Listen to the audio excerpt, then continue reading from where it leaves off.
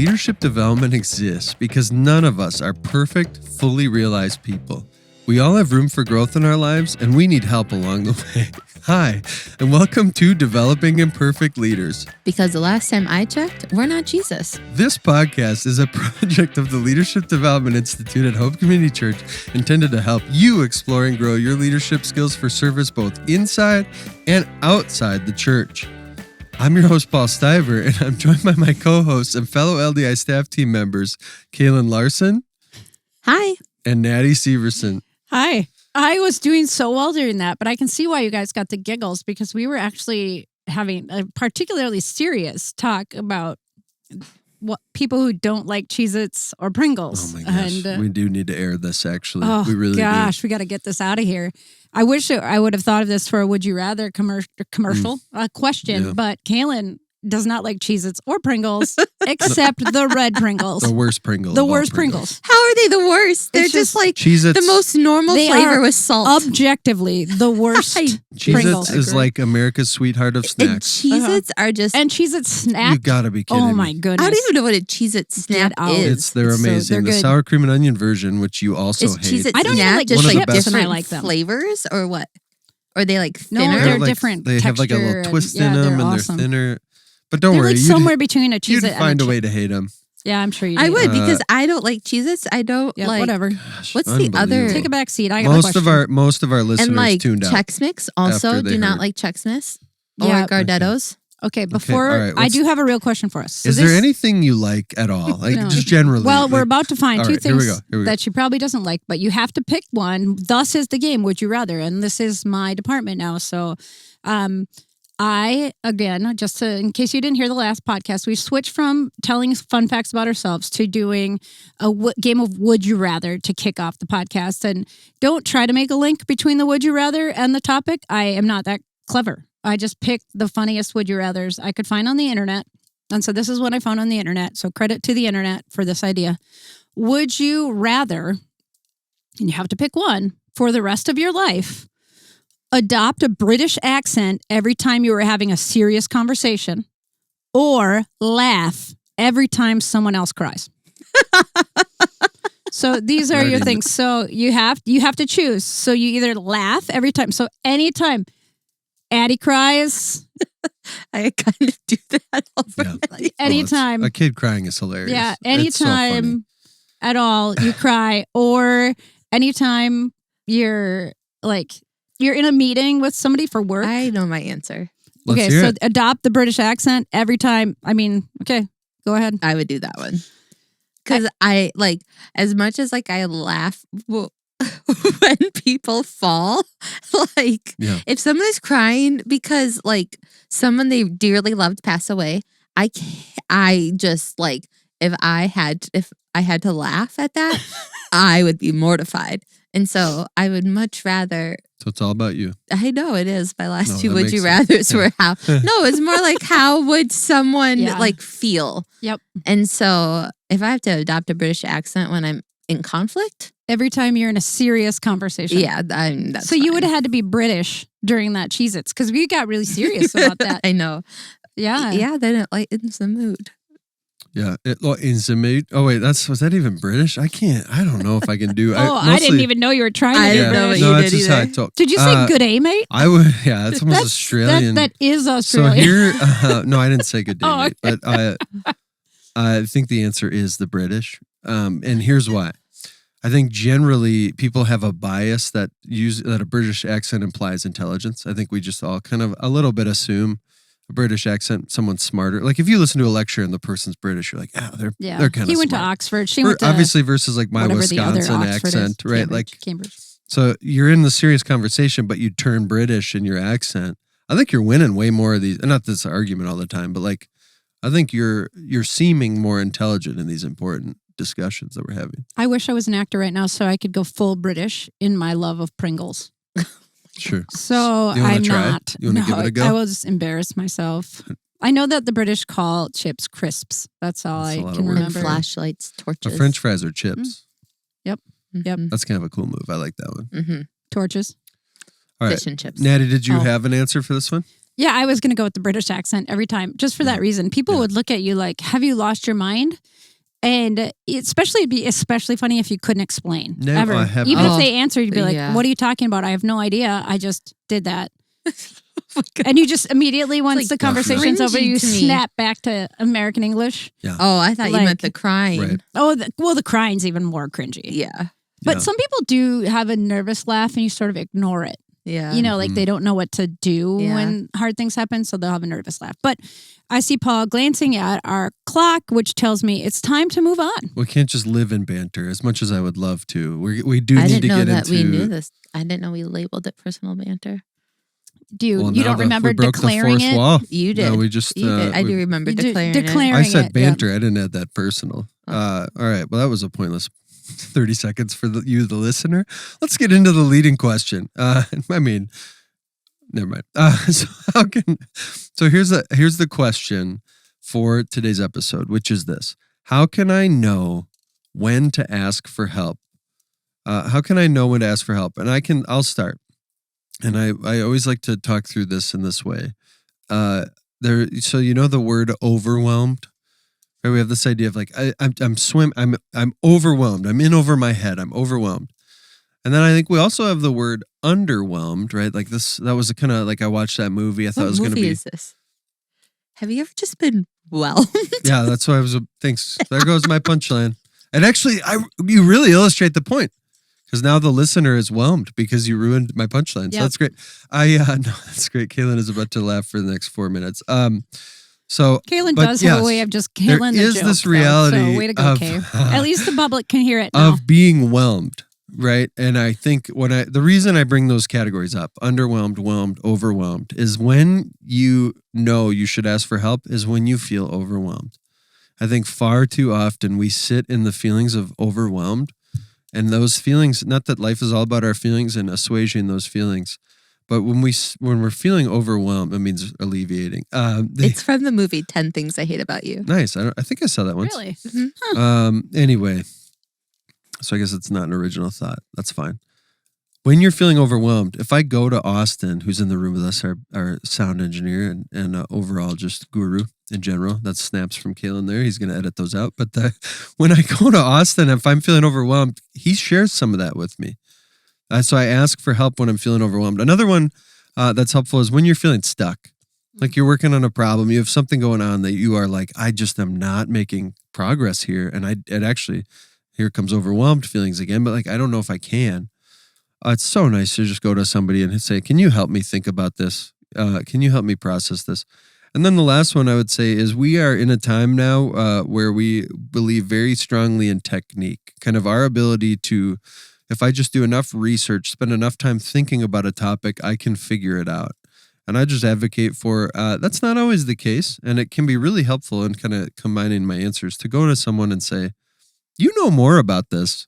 Can I tap into what you know instead of trying to just figure it out on my own? So I kind of rambled for a while there, but other thoughts on how can I know when to ask for help? Can we just pause on something you said there? Because I think you struck on something good and I don't want to forget it. It's that if you are feeling overwhelmed, where do you think people are? That would be a good sort of question for where you are is would you rather click an internet link or find a trusted voice that you could talk to you?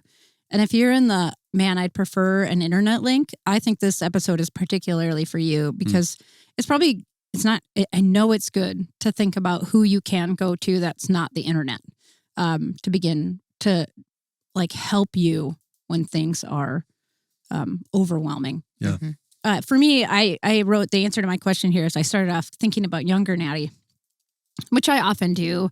And I was thinking back to younger Natty, and I'm not talking about pre-coming to Jesus when I was 19 Natty. I'm talking about young adult Natty, just simply younger Natty, that I just didn't ask for help.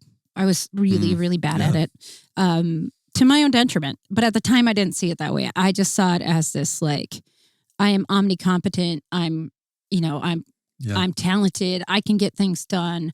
God has gifted me. Even if I put some spiritual language around it that made me feel like it was okay. Sure. to not need other people or to not really give my heart. And we're talking about, I was married, I had kids. And so yet I could still keep a distance to my need for other people. And so I tended to, when things got really dire, I was really, really overwhelmed. I mean, it had to be really, really overwhelmed. I would do one of two things. I would either act like they were doing me a favor by helping me out, or I was doing them a favor by letting them help me out. You know, yuck. I look back and I'm like, it's not healthy, but man, I guess we all get to hear it on the internet now on a podcast. Or I got angry, like generally angry. And then I waited for others to notice and insert themselves. And then I'm like, I didn't ask for help. And clearly the people who loved me and knew me saw it as my cry for help. And they knew that it was me asking for help. But what a ridiculous way that was to make a plea for help. Because if I was angry, I was having this like strong emotion. At least I wasn't weak. You know, in my mind, anger equated to strength, not weakness, which is, of course, a total lie. So I know I'm kind of rambling here, but I said, how can I know when I need to ask for help? I went on a numbering system. I did too. I thought of Paul. You go first. Then you tell yours and I'll see how mine relates. No, go ahead. No, I want you to go. Well, mine kind of just go with what Paul had said. Go ahead. I said, do you feel overwhelmed by the tasks at hand? And then would you like someone that you can bounce ideas off of? So like you're not alone in the project. And they can just even play a smaller role. I don't want you to think of like, oh, you're using them, but more like how can like another person be just a resource, or you guys be a resource to one another as you are working on this project or going through a situation, just so that you might not be carrying as much responsibility. But it's very humbling to ask for help. I have a very hard time doing it too. And so like, as you're talking, I'm like, yep. And it's probably more at home than it is at work. It is at work, but I feel like I can go to you very easily if I need help. But I feel like I have to do it all at home. Yeah. There's nobody else to ask at home, right? Well, I could ask her. I'm like, I can do it. Yeah. Quick question. Where was the numbering in there? Just curious. One. There was 1 and 2. Do you feel overwhelmed? Okay. 2. Not a monster list, but that is not what I meant. But great. What did you mean? It was a list. I said, so imagine there's a scale of overwhelmedness to 1 being barely overwhelmed. So you're and a just 10 being whelmed. like, no, 1 is barely overwhelmed. Oh, sure. And so 0 would be this is whelmed. an overwhelmedness scale. Yeah, it's an overwhelmedness scale. 0 being whelmed, 1 being, I'm tipping over, and 10 being like, woo, woo, woo, woo, 5-alarm fire, right? Like, so. What is that? Are you I was trying to parse out what that sound effect was as well. Those were alarms. For the listener, Did you I guys want to sense say that those as were alarms? alarms. I wanted to Got do, it. Ooh, That's what I thought. Like raise the roof. Like I hope you watch video on this we're one. clubbing. We're out night clubbing. I was never a clubber. That might not surprise you I was. at all. All right. So for most Americans, I would say that they should ask for help sooner than they actually do. Like we're this individualist freedom country, right? Where we're like, man, I got this, right? Rugged individualism or whatever, you know. Yeah. So I would say we might typically ask for help when things are like an 8 out of 10, right? But when we ask for help at an 8 out of 10, we kind of describe it as a 4 out of 10. Yep. Right? Because we don't want to be too needy. So we describe it as a 4 out of 10. And so when we do that, we don't actually get the type of help we need or the amount of help we need. So people don't hear it as something that's nearing 5-alarm fire. So they're like, well, I don't want to overwhelm them with my advice or help. They described it as a 4, so I'm going to believe them. And so they don't. And so when we have that fear of being imperfect, we front a lot. Yep. And so I would say, when should we ask for help on my scale? Maybe when things are a 2 or a 3, we begin to talk about it. So I might come to you when they're a 2 or a 3. You have an idea that there's an actual problem. And then if you could offer me encouragement, pray for me, offer maybe advice, should it be warranted, right? But when I come to you at an 8, we're already so far down the road that it's like, whoa, how many things can we turn around? And we're going to have to dig out of a big hole, right? So I think that for me, that scale really helps. And then when I'm meeting with people and they express a problem or a struggle with sin, I have to ask a bunch of questions to really parse out if it's actually a 4 they're describing or they mean it's an 8. And oftentimes they mean it's an 8. And so if I just can ask enough questions and get them talking, start to hear like, oh, so this is impacting your everyday. Yeah, right. Like you think about this a lot. Oh, okay. Let's talk about that. And so we can eventually get to the bottom. Yeah. Sorry. Yeah, It's a great scale. Thank you. Yeah, and we do have this, just to kind of round out this one, we do have this idea that like if I come to someone with the truth of where I'm at, so if I come to you with the 8, I'm at an 8, that's somehow exposing weakness and inability with me. For sure. And so therefore I have to present the 4. And it's like, what if though, instead of like fearing that, we just realize we're human. Yep. And we have these areas. It's like, I don't know it all. I couldn't figure it all out. I need help, right? But that's, I guess, the point. So I am imperfect. Sin does have a real impact on me. And when those combined, I become overwhelmed. And I can become quickly overwhelmed. Yeah, right. This is actually pretty normal. So let's get into that, because I think that bridges well into the quote of the week, which comes from a devotional titled New Morning Mercies by author Paul David Tripp. And he writes, "Our problem is our delusions of strength that keep us from seeking the grace that strengthens us in our weakness. We just don't like to be weak. We don't like to think of ourselves that way, and we don't want others to see us that way. So we act as if we know things that we don't know, and we don't ask the questions we need to ask. We act as if we can handle things that we can't handle, and we don't seek the help that's available. We act as if we've conquered things that we have not conquered, and we don't reach out for help for the battle. It is all a failed quest for the self-congratulatory glory of independence." Woo-wee. Wow. What jumps out to you about that quote? I mean, I was punched in the gut. So I don't know if you guys felt that way, but That I last was sentence like, is burning. how is he reading me right now?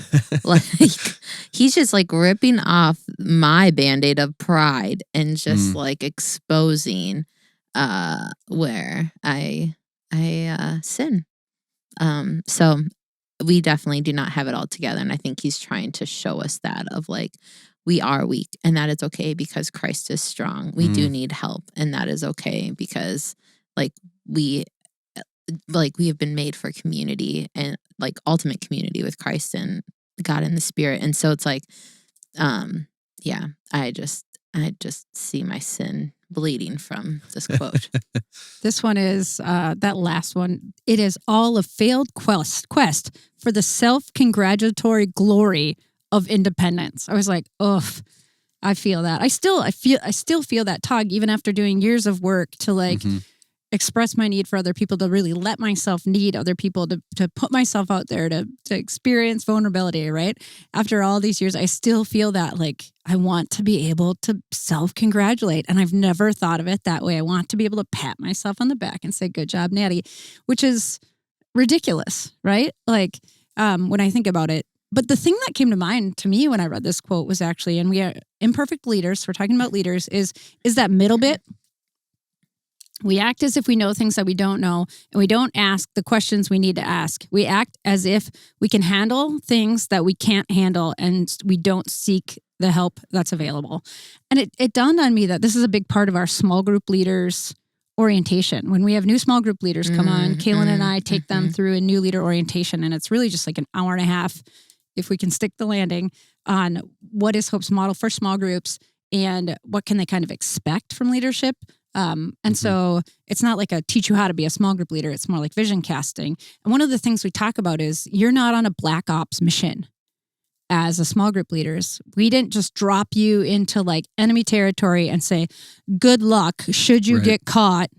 Forget your name. Forget your name. Yeah, a Mission Impossible kind of thing, right? You're not in a Mission Impossible kind of thing. You're on the front lines. Certainly, you're experiencing the day-to-day grind of being with people, but it is that. It's front lines, and behind those front lines is assistance. It's the things you need, and so don't do that because that's going to get you into trouble. I, as like the small groups director for the past 16 years, don't know everything. I find myself surprised by different situations. And I think about this more than anyone in theory, right? And I still find that I need help in this. And so to say that any young small group leader, any new small group leader wouldn't need help, I try to just really debunk that myth that you should know everything in order to either, like, I have to know so much that I'll never screw up, or even if I don't know it, I have to pretend I do so I think I fit in this crowd of people. Nope. Real leaders ask for help. Real leaders say when they don't know. Mm-hmm. Real leaders are vulnerable about the things that they don't know and they need. Mm-hmm. That's really good. Yeah. That last line again, it's all a failed quest for the self-congratulatory glory of independence. It's just such a good, it just hits the spot because you think if I have to ask for help, that means I don't get full credit. You know what I mean? Like if I figured it out, if I solved it, if I put it all together, then I get the full credit. I did it. It was me, which is very much it's crazy because we live in this time, this era.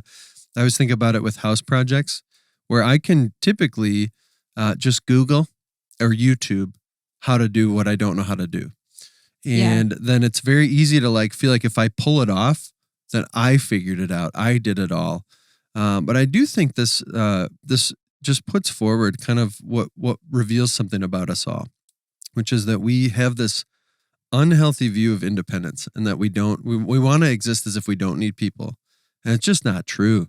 And what it ultimately comes out of, I think, is a wrong view of self and what it actually means to be human, right? Like that I'm supposed to have it all figured out on my own. And I think in an individualistic society like ours, that's very much what we think we should do. I remember having a roof project and I felt like I had to figure it all out. And then the breakthrough for me was like, oh, I actually have a friend who does this. It works in construction. I should just ask him. And then he was the most encouraging guy and he did most of the work. I helped a little. And so it's just kind of a wild thing. But yeah, the outcome of when we think it's all on our shoulders is we just end up feeling overwhelmed.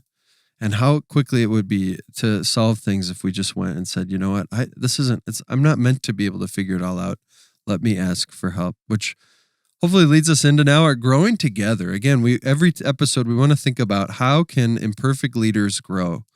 And so what are some practical ways that an imperfect leader can lose their independent streak and start asking for more help? I asked myself another question that stemmed from this question is, how do we ask for help? Yeah. Because, you remember young Natty was, the anger or, Sure. yeah, thanks. I'm going to let you do this favor by allowing you to come into my life. Yeah. How do we ask for help? And so I thought about 3 not good ways to ask for help, but then I thought I would ask you guys to answer what's a good way to ask for help. So the 3 tough ways are I called it the aggressive, which is like me. Like I'm just going to vent anger or like just whine about it incessantly. The aggressive. I'm putting it out there so much that right. that it is. And not in a way that's just flatly explains what's happening, but in a way that's like, it's sort of like passive aggressive, but it's aggressive. Or it's the passive aggressive, like you kind of like, it's that sitcom mom kind of trope of like, yeah, if only I had children who loved me, Yeah, sure. that kind of thing, right? The passive aggressive that us Minnesotans or Midwesterners are kind of classically good at, or the fatalist, which is I'm going to go sit in a corner and face the corner and not say anything until somebody potentially notices that I'm stuck in a corner forever. And then why haven't my friends or people noticed that I'm facing a corner? Can't they see how badly I'm hurting? Like, what is a good way to ask for help? Yeah, one thing that came to mind was knowing what you have like expertise or skill at and knowing what others do. So you can go to someone and say, right? I come to the end of myself. I realize I'm not good at graphic design. I can't think visually or like put images together, but I do know people that are like really gifted at that. So instead of sitting on Canva for 2 hours trying to create a design, what if I just said, hey, help me think through, or like, what should I be looking to put together? Or could you even do this for me or help me do this? So that idea of like, know yourself, know expertise, and then ask for help when someone has expertise. Okay, what are your thoughts? I think I'm growing in knowing how to ask for help. Because I'm not fatalist, but I could be whiny if I need help. So I'm learning from you guys. Yeah, there is a good way, and I think it's just to be direct, to honestly explain. I'm a 2 out of 3. I'm a 5 out of 5. Yeah, I've liked that language a lot. 2 out of 3. I'm a 3 out of 10. Yeah. A 5 out of 10. Yeah. an 8 out of 10, right? It just honestly explain it, and here's why. And it doesn't need to be fueled by anger. It doesn't need to be fueled. You might feel frustrated, but you don't need to vent your frustration out on somebody else. I think that's really common too. Like if I blurt my frustration out at Kaylin, then she's going to infer it, and then she's going to help me, right?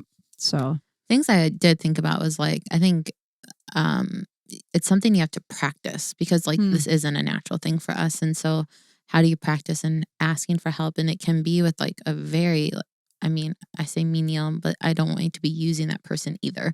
But like, how can you bring someone into it? How can, I also wrote down like, asking the Lord to reveal where you might need help, because like if you're so overwhelmed with your feelings, you might not be able to even like sort out where you might need help. And so it's like, okay, Lord, help me to see where can I ask someone for help in this, because I just like feel so clouded right now. And so those are two things I thought of, and I have tried to like implement. That's really good. Yeah, and I think you kind of teed this up earlier, Kaylin, but just to kind of put a bow on the spiritual side of things, if I'm really understanding and believing the gospel, there's this when I am weak, he is strong component, like you said. And I think we fear, oh, I just can't be weak. But it's like, that's where I actually tap into grace. Is like, oh, my weakness is the end of myself is actually where he is, right? That's where Jesus is. And so there's something about like when we actually encounter the gospel and we realize I need the ultimate help. I need a savior. I couldn't do anything to save myself. I need a savior to come in and do everything I couldn't do.